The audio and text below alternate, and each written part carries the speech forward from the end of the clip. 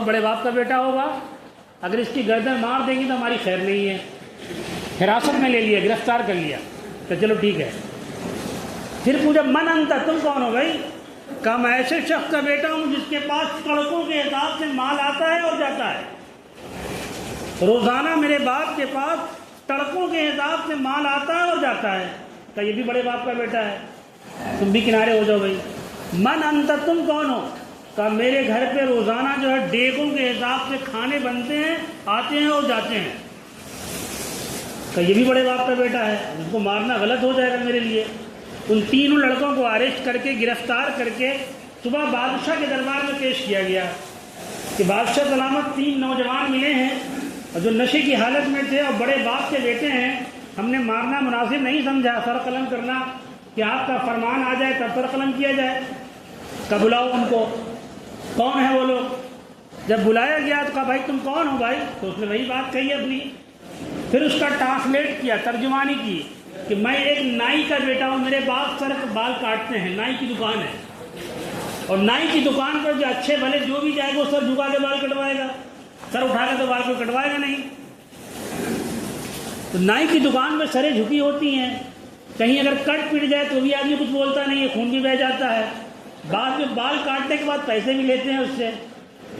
تو کہا میں ایسے شخص کا بیٹا ہوں جس کے سامنے گردنیں جھکی ہوتی ہیں، مال بھی لیتا ہوں اور خون بھی لیتا ہوں۔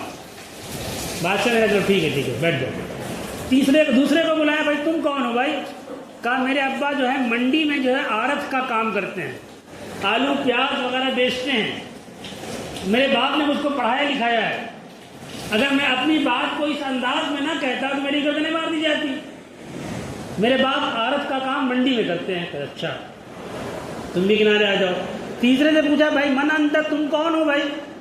کہا میرے باپ جو ہے خانسامہ ہیں، باورچی ہیں، کھانا بناتے ہیں، روزانہ 2 4 5 دیگیں بریانی بنتی ہیں اور لوگوں کی آتی ہے اور جاتی ہیں، لیکن میرے باپ نے مجھ کو پڑھایا ہے، اس قابل کیا ہے کہ میں اپنی بات کو اچھے انداز میں پیش کروں۔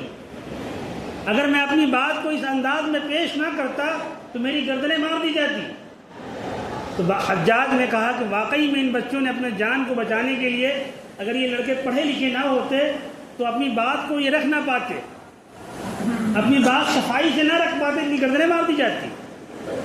تو حجاج نے پورے ملک میں یہ اعلان کروا دیا کہ کوئی بچہ ان پڑھ نہ رہے، سارے بچے پڑھے لکھے ہونا چاہیے، ہر گھر میں تعلیم کا ماحول ہونا چاہیے۔ تعلیم آئے گی سب کچھ آ جائے گا، تعلیم آئے گی دولت آئے گی، تعلیم آئے گی شہرت آئے گی، تعلیم آئے گی عزت آئے گی، تعلیم آئے گی بڑوں چھوٹوں کا ادب لحاظ آئے گا، تعلیم آئے گی غربت ختم ہو جائے گی۔ لکھا ہے کتابوں میں کہ ایک راستے سے، ایک دروازے سے تعلیم آتی ہے اور کھڑکی سے غربت چلی جاتی ہے، واپس بھاگ جاتی ہے۔ آج ہمارے معاشرے کا المیہ یہی ہے کہ ہمارے نوجوان پڑھنا نہیں چاہتے، پڑھائی کی طرف بالکل توجہ نہیں ہے، تعلیم سے کوسوں دور ہوتے جا رہے ہیں۔ کسی نے ہائی اسکول انٹر کر لیا تو بہت بڑا توپ مار دیا، آج کی ڈیٹ میں کچھ بھی نہیں ہے، کوئی ویلیو اس کی نہیں ہے، کوئی اہمیت اس کی نہیں ہے۔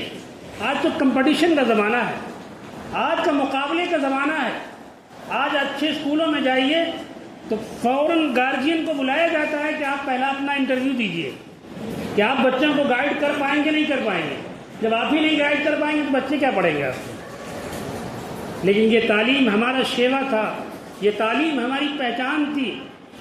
جس اسلام نے سب سے پہلے جس چیز پر فوکس کیا، اسلام نے جس کو سب سے زیادہ ابھارا، وہ تعلیم پر ابھارا۔